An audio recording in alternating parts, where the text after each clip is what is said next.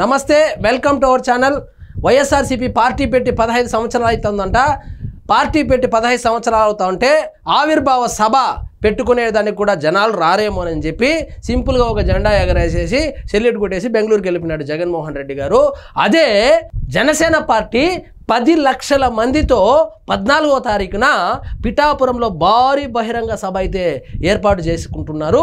కానీ జగన్మోహన్ రెడ్డి మాత్రం ఒక తొండ బ్యాచ్ ఒక 10 మందిని వేసుకొని వచ్చి జెండా ఎగరేస్తున్నాడు. చూడండి.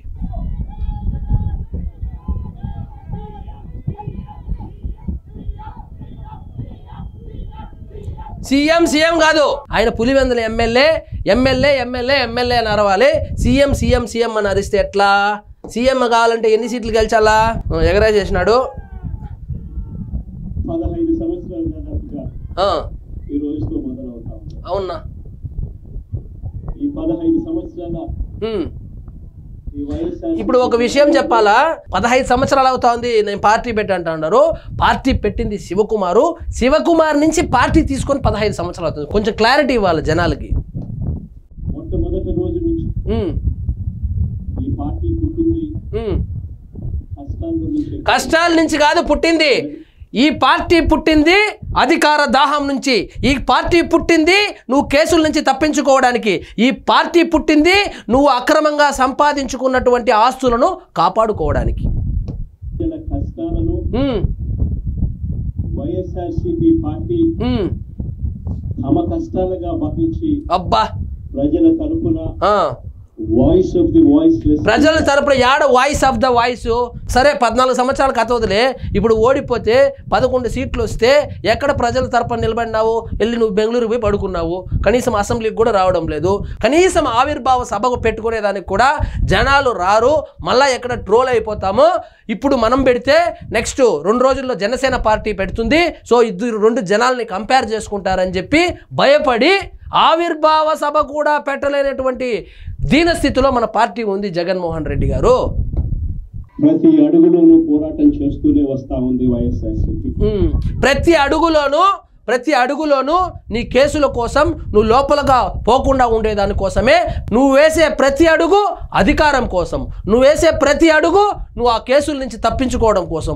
నువ్వు వేసే ప్రతి అడుగు నీ ఆస్తులు కాపాడుకోవడం కోసం. జగన్మోహన్ రెడ్డి గారు ఊరికే గాంధీ మహాత్ములాగా మాట్లాడుతున్నావు వచ్చి. ఈరోజు ప్రతిపక్షంలో మనం కూర్చోవడం ప్రతిపక్షంలో కాదు, ప్రతిపక్షం నీకు ఎవరు ఇయలేదు. మనకు వచ్చింది డజన్ కూడా రాలేదు. డజన్కి 1 తక్కువ, అర డజన్కి 5 ఎక్కువ. సో నీకు ప్రతిపక్షం ఎవరు ఇయలేదు. నువ్వు 11 మంది ఎమ్మెల్యేలు గెలిచి చిన్న పార్టీ మంది 15 సంవత్సరాల్లో ఏం సాధించావంటే 151 సీట్లు ఉన్నటువంటి ఒక పార్టీని 11 సీట్లకు పడేశావు. ఈ 15 ఏళ్ల మన ప్రయాణంలో 15 ఏళ్ళు అయింది. పార్టీ పెట్టి 15 ఏళ్ళు అయింది. కానీ గెలిచింది మాత్రం 11 సీట్లు. 15 కూడా గెలిచలే. సమాధానం అధికారంలో ఉన్న వాళ్ళకి ఎప్పుడు ఇస్తూనే వచ్చారు. అవునవును, కరెక్టే. కళ్ళు మూసుకొని కళ్ళు తెరిచేసరికి సంవత్సరం అయిపోయింది. ఇప్పటికే అవును, కళ్ళు 3 సంవత్సరాలు 4 సంవత్సరాలలో మళ్ళీ ఈసారి వచ్చేది మళ్ళీ వైఎస్ఆర్సీపీ పార్టీని. కళ్ళు మూసి కళ్ళు తెరిచే లోపల 1 సంవత్సరం అయిపోయింది. ఇంకా 3 సంవత్సరాలు 4 సంవత్సరాలు ఆ తర్వాత వచ్చి మరి జమిలీ ఎన్నికలని ఇన్ని రోజులు మీ క్యాడర్ను మొత్తము మిస్గైడ్ చేస్తే అంటే జమిలీ ఎన్నికలు రావడం లేదా? నోటికి ఏది వస్తే అది చెప్పేయడమే. నువ్వు బెంగళూరులో పడుకుంటే ఎలా అధికారంలోకి వస్తారనుకున్నారు? మీరు మారనంత వరకు కూటమి నాయకులు అదృష్టవంతులు అని చెప్పాలి. మీరేం మారలే, అదే స్క్రిప్ట్, అదే కథ. ఈరోజు వైఎస్ఆర్సీపీకి సంబంధించిన ప్రతి కార్యకర్త కూడా గ్రామంలో ఉన్న ఏ ఇంటికైనా కూడా వెళ్ళొచ్చు. ఈమె చూడు నవ్వుతాంది. ఈ మేడం గారు నవ్వుతా ఉన్నారు. ఈయన స్పీచ్ చూసి ఈ మేడం గారు నవ్వుతా ఉన్నారు. ఈయనైతే ఎందుకు వచ్చినామరా అనుకుంటున్నాడు. పేదవాడింటికైనా కూడా వైఎస్ఆర్సీపీ కార్యకర్త సగర్వంగా తలెత్తుకుని ఎన్ని ఇండ్లకు పోయినావు నువ్వు? చచ్చిపోయిన ఇండ్లు తప్పితే సంవత్సరం అవుతుంది కదా. ఎన్ని ఇండ్లకు వెళ్ళినావు? ఎన్ని ఇండ్ల దగ్గరికి వెళ్ళి కాలర్ ఎగరేసినావు? నువ్వు పోవు కార్యకర్తలను పొమ్మని ఉసిగొల్పి నువ్వేమో బెంగళూరు ప్యాలెస్కి వెళ్ళిపోతావు. వెళ్ళే పరిస్థితి వైఎస్ఆర్సీపీకి సంబంధించిన కార్యకర్తలకు ప్రతి ఒక్కరికి ఉంది. అవును, ఏ ఇంట్లోకి వెళ్ళినా కూడా వైఎస్ఆర్సీపీ కార్యకర్త కార్యకర్తలు చూసినప్పుడు ఇంకా అదే సొల్లేస్తాడు. ఫైనల్గా నేనేం చెప్తానంటే ఈయనేమంటానంటే కన్ను మూసి కన్ను తెరిచే లోపల 1 సంవత్సరం అయిపోయింది, ఇంకా 4 సంవత్సరాల తర్వాత వచ్చేది వైఎస్ఆర్సీపీ అనేసి జనాలు అనుకుంటా ఉన్నారంట. జనాలు ఏమనుకోవడం లేదు. ఆల్రెడీ జనాలు తాగుపోతోళ్ళు మెయిన్గా ఏమనుకుంటా ఉన్నారంటే జగన్మోహన్ రెడ్డి ఒకసారి గెలిపిస్తే 1 కిడ్నీ పోయింది, ఇంకోసారి గెలిపిస్తే ఇంకో కిడ్నీ కూడా పోతుంది, ఈసారి ప్రతిపక్ష హోదా కూడా ఇవ్వలేదు, ఇంకొచ్చేసరికి ఎమ్మెల్యేని కూడా ఓడిచ్చేస్తే ఒక పని అయిపోతుంది, అసలు ఈ పార్టీనే లేకుండా చేసేస్తే మనం హ్యాపీగా ఉండొచ్చని ఫీల్ అవుతున్నారు జగన్మోహన్ రెడ్డి గారు.